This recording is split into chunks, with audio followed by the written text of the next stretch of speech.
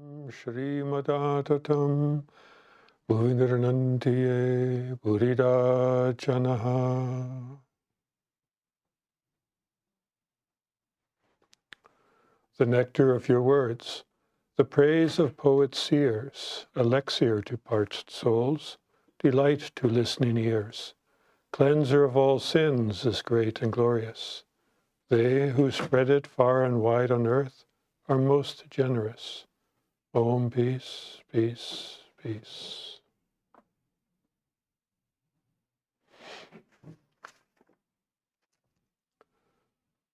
Good evening, friends. Today we will continue from where we left off the last time we met, and we are on page 171, near the bottom of the book, of the page. The last time we met, Sri Ramakrishna was discussing about developing an attitude toward God. He was describing bhakti yoga, where we look on God as either we are the servant of God, or the devotee of God, or the child of God. We develop an emotional attachment to God. Now he's speaking to Vijay Goswami, who's now wondering whether God can be attained through knowledge. So Sri Ramakrishna is now reassuring him. He says, one can attain a knowledge of Brahman too by following the path of bhakti. So previously, Sri Ramakrishna had mentioned how difficult it is to realize God via following the path of jnana yoga, that not everyone is fit for that path. And so he is suggesting various means of realizing God through devotion. But just to reassure Vijay Goswami, he's saying, one can attain the knowledge of Brahman too by following the path of bhakti.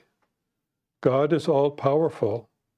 He may give his devotee Brahma jnana, that means knowledge of God, also, if he so wills. But the devotee generally doesn't seek the knowledge of the Absolute. He would rather have the consciousness that God is the master and he is the servant, or that God is the Divine Mother and he is her child. So why would a bhakta not really want to have knowledge of the Absolute? Well, up to this point, there's always been to realize God as the Absolute means you become one with God and merge into God, and then that's it. There is no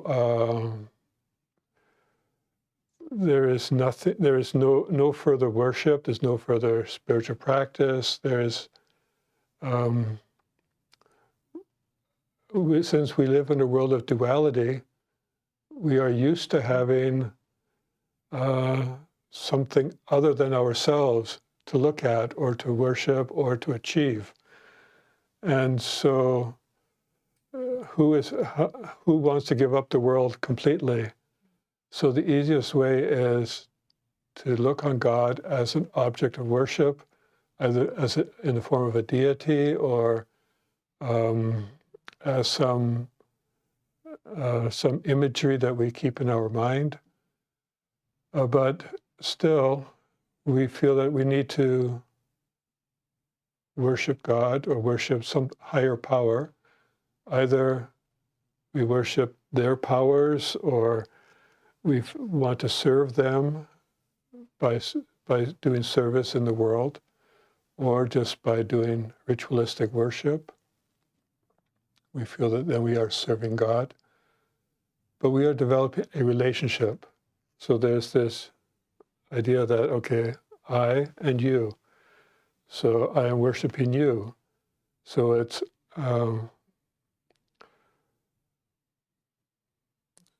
so there's a certain joy in serving a master who, quote, appreciates your service. and God shows His grace on the worshiper. So there's a certain joy in that. There's a certain joy in thinking of God as your mother. As a child, you're totally dependent on God or on your mother. So anything bad that happens, that's where you go to get to be consoled. That's where you get comfort. So what kind of comfort are you going to get if you look on God as the ultimate reality, the truth? There's no object, it's objectless. So there's nothing for you to focus your mind on. It is like trying to think of the sky. Well, the sky goes on infinitely into the universe. What will you actually focus your mind on? Your mind will be on such a broad, trying to encompass something so broad that it's beyond your comprehension. Because the sky is not just what you see in front of you, it's what has gone around the whole globe. You're not perceiving any of that, or the universe in all its dimensions. So that's not possible for most minds to conceive of. So you need a stationary object in front of you, and you try to see the infinite in that object. So you've got the mother, infinite grace, infinite compassion. So you're thinking of all those qualities. Look at an object of worship.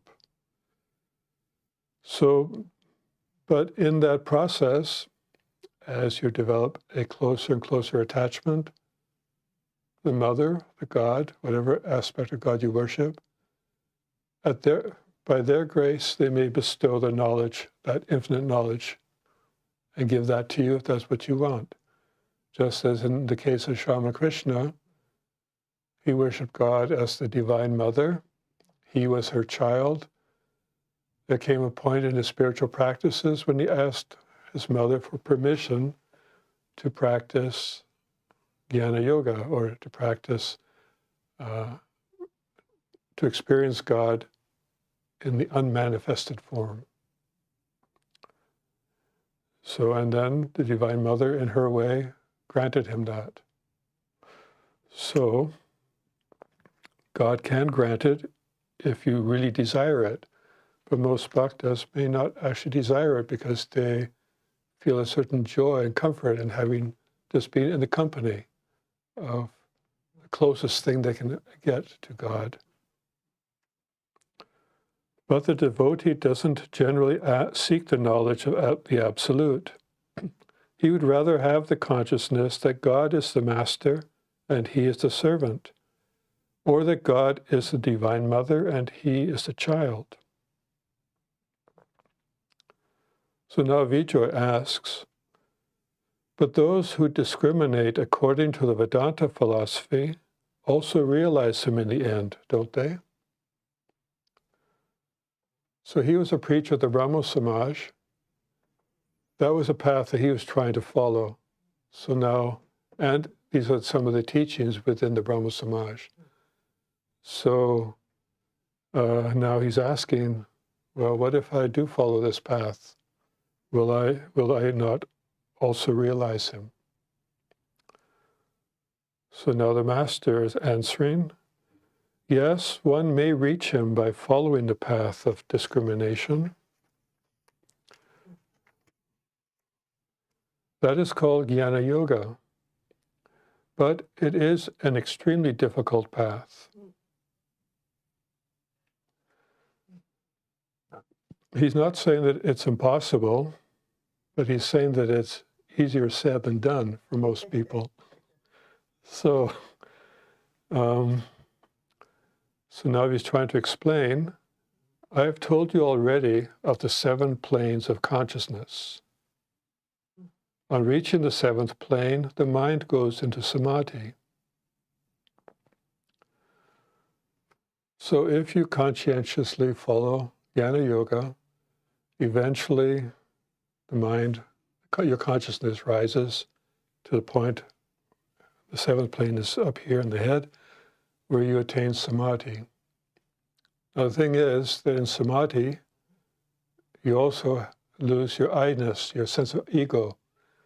So there's no question of enjoyment that you can say is enjoyment, because you are now in a realm where words cannot describe the experience. The mind is not there to understand it, to bring that, to even express that experience in this world. So there's no way what you understand of as God in that state is not going to be something that is comprehensible. Hints are given through the scriptures and through the experiences, but they're only hints. They cannot give a comprehensive sense of what that experience is. When you no longer have any sense of ego. So if a man acquires the firm knowledge that Brahman alone is real and the world illusory, then the mind merges in samadhi.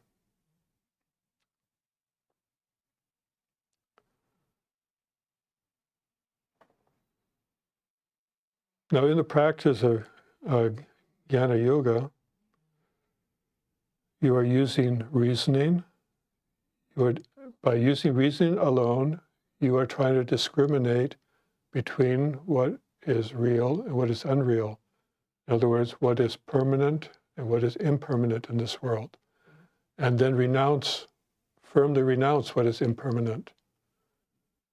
Most people cannot just firmly renounce anything unless it becomes a life-death situation. Then they might give up smoking, or maybe some habit that is going to cause their death. But then it might be too late. So only faced with extreme situations will you give up something. A child might put their hand in fire. Well, they'll never do that again, because that experience was an intense experience. When we have an intense experience, a negative experience, then we renounce. But does one have an intense negative experience with every impermanent object that they perceive? No, you have attachment to these things for most of us. So it's very difficult to give up worldly attachments, worldly desires for most people. But if you are able to renounce any impermanent object as firmly as you can renounce touching a flame, then yes, with every successive renouncement, thing that you renounce, you will realize God as the unmanifested. And you will have firm knowledge that Brahman alone is real, because you have experienced that everything else is illusory. But until then, Swami Ramakrishna says that, but in the Kali Yuga, which is this realm, the life of a man depends entirely on food. Well, that he's using the word food here, but in reality, it's not just food. It's how do you get food? You need a job. Someone has to prepare the food. You have to buy the food. So it encompasses the whole point of survival in this world, of existence. So that is where our mind is for most of us. We're just trying to survive physically, and then get mental relief now and then through some distraction or the other. But we are identifying with the body. We need money. Life gets complicated. We need therapy. We are in a survival mode all the time. So, and then we identify that, oh, this is mine, that is mine. So we declare ownership on aspects of this world. And then the attachment of that causes miseries and so forth. Either it's, and then we're also conscious of all the vitamins and supplements that we have to take. And are we eating right? Are we exercising right? Is my weight right? So am I sleeping okay? All these things are compounding and making us more and more body conscious. So we cannot even think that, oh, I am Brahman. I am he. That is the path for the person that is trying to discriminate between what is real and unreal. At some point, he declares that this whole world is unreal, is impermanent. Then he's asking, well, what am I? And so then he's thinking, well, then I am he. The only thing that can exist is God, but yet he still has that sense of ego. But for sometimes, very often, as I mentioned earlier, we have people interested in Vedanta, and they come here, and the first thing that attracts them is this idea that God is impersonal, that God can be realized through this impersonal aspect. So they don't really have the inclination to worship God in a form. In fact, they may find even that is sacrilegious. How can God have form? How can the infinite take form? So they feel, no, we believe that God is without form, is infinite. So they want to experience that. But then to understand that they have to lose themselves completely in that to the point where they no longer have any sense of ego or I-ness, that ends up being a frightening thought for many. But Sri Ramakrishna says, well, no, you can have that experience if you want, but we live in a world of duality, and following a path of devotion where we develop some love for some aspect of God, then we should start from there. Otherwise, we are trying to think of something that really we cannot express, as I mentioned, in words. We don't have the mind to understand something that's infinite, at least not yet, not with a lot of spiritual practice and a lot of grace from God. So,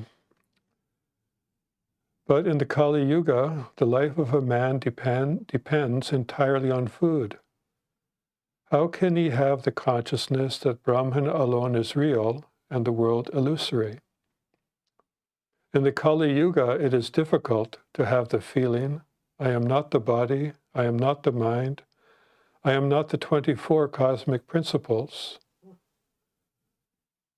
I'll describe that in a moment.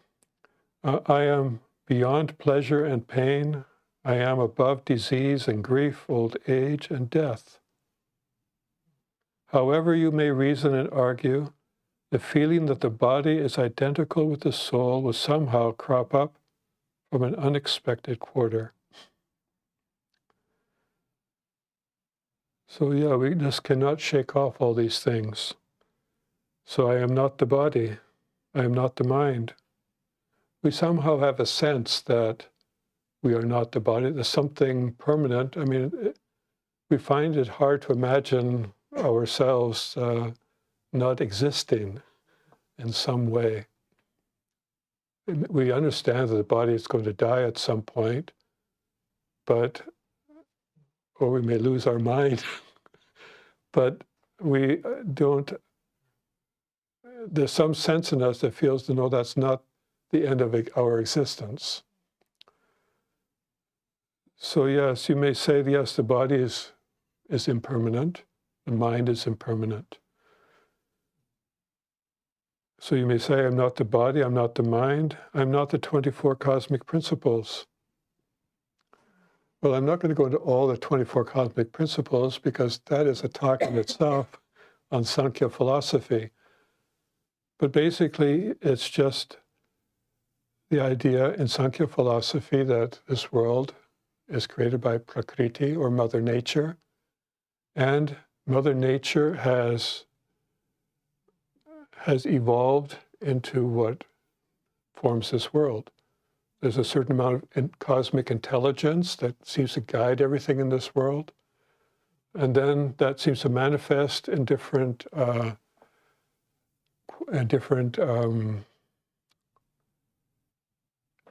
degrees in different human beings, some more intelligent than others, some more reasonable than others, some more devotional than in others. So, and all these are the way that the three different gunas interact.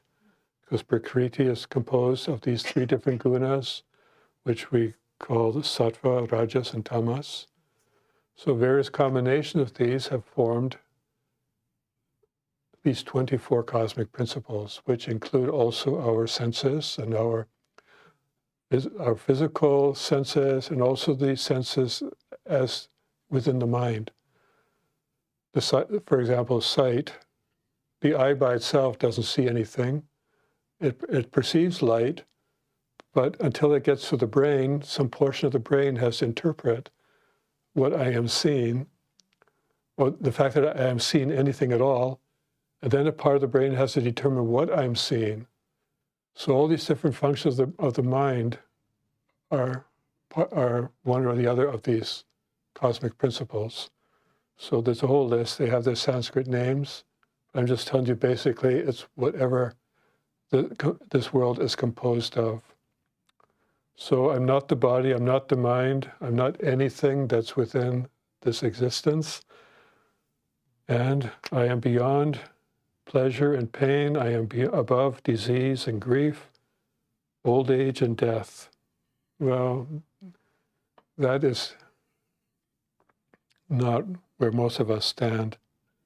So however we may reason and argue, we still feel that we are the body, we are the mind. And even if we do feel we are not the body for some period of time, still something comes up that reminds us that we are the body. Oh, my ache, my back hurts, I can't sit so long. Or some thought comes to your mind, something you have remembered. So now he's using an example. He says, you may cut a peepal tree to the ground and think it is dead to its very root. But the next morning you will find a new sprout shooting up from the dead stump. Well, in India, it's so fertile, moist, so warm and comfortable for plants that it doesn't matter what you put in the ground, it's going to grow. Even a bit of root from a tree will start to sprout just because it has all the nutrients and the environment it needs to start growing. Just as our mind has all the environment it needs to nurture a few thoughts that remind us that, oh, maybe I am the body, maybe I am the mind. So it brings us back to our body consciousness. So one cannot get rid of this identification with the body.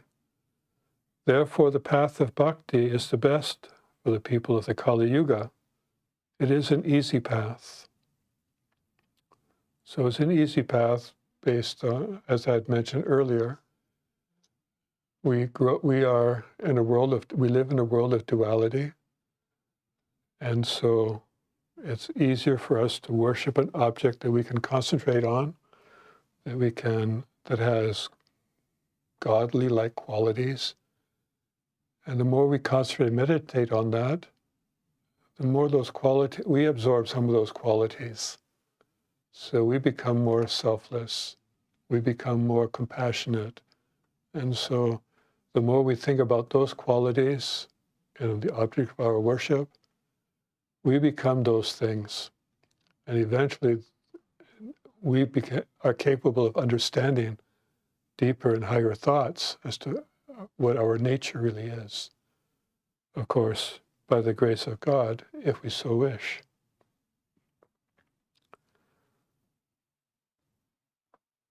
But now Sri Ramakrishna is going to describe his attitude. So we have already understood by reading about his life that he has had samadhi. He has realized the unmanifested aspect of God, but he prefers to keep his mind at the lower aspect, in the lower planes, because that way he is actually worshiping God in every being. So he sees God in every being. He sees God in the world. So now he says, and I don't want to become sugar. I want to eat it. So he doesn't want to become part of the infinite, but he wants to enjoy being in the finite and tasting the sugar. He wants to taste the love of God He wants to experience the love of God. So he doesn't want to become God. He wants to just, there's a certain joy in that. And only in that way can he actually teach or even help us realize God. So, and I don't want to become sugar. I want to eat it. I never feel like saying, I am Brahman. I say, Thou art my Lord, and I am thy servant. It is better to make the mind go up and down between the fifth and sixth plane, like a boat racing between 2 points. Well, the fifth and sixth plane means between the throat and the center of the forehead, or between the eyebrows. It's said that the experiences one has in this state is when the consciousness is at the throat, all you want to do is talk and think about God. You only want to talk about God. You want to think about God. And you think about higher and higher aspects of God as the mind it goes toward the eyebrow. So, but if it goes beyond that, then you have lost that sense of I-ness. There's no longer this differentiation between between God and yourself. So he feels comfortable, or in this case, he says it's better to be between these two levels. So he likes to say, Thou art my Lord, and I am thy servant. It is better to make the mind go up and down between the fifth and sixth planes, like a boat racing between 2 points. So it just goes back and forth, but doesn't go down below. As it goes down below, then you become more and more attached to the world. So I don't want to go beyond the sixth plane and keep my mind a long time on the seventh. In his case, sometimes his mind would spontaneously go toward the seventh plane. He would spontaneously attain samadhi because some thought or something has triggered. Something in this world has triggered that. Either he sees something that suddenly he loses body consciousness and now his mind goes into samadhi. And then someone has to kind of coax his mind to come back down. Or in his case, in the beginning, someone had to coax his mind to bring it down by chanting God's name in his ear or saying something. But in his case, he was able to somehow bring his mind down by himself by thinking and reminding himself about something in this world. So he would say, I want water. And so that thought that would make him slightly body conscious. And then his senses would start working again. He would become aware of the world and the people in front of him. But he doesn't like to stay up there for any long period of time. And then he says, my desire is to sing the name and glories of God. It is very good to look on God as the master and oneself as his servant. Further, you see, people speak of the waves as belonging to the Ganges, but no one says that the Ganges belongs to the waves. The feeling, I am he, is not wholesome. Not wholesome to those for whom that is not a suitable path. Because if someone tries to follow that path and is not fit for it, they are basically wasting their time and energy. And also confusing themselves because they don't really have yet proper control over their senses, over their attachments and desires, and all those things that keep one bound to this world. So a man who entertains such an idea while looking on his body as a self causes himself great harm. He cannot go forward in spiritual life, and he drags himself down. He deceives himself as well as others. He cannot understand his own state of mind. So Swami Krishna is reminding us that no, it is better for us, for most of us, and your spiritual teacher will be able to tell which path is most suitable for you.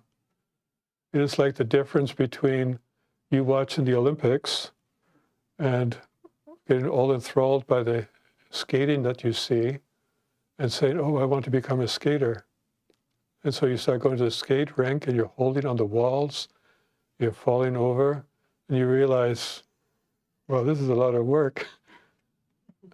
But to be able to get at the class of skating to be in the Olympics, that's like 10,000 hours on the ice under the guidance of several coaches. Now try to imagine you're thinking that you want to do that kind of skating at that level. That's like you trying to realize the ultimate experience in God, but here we are, we don't know how to skate yet.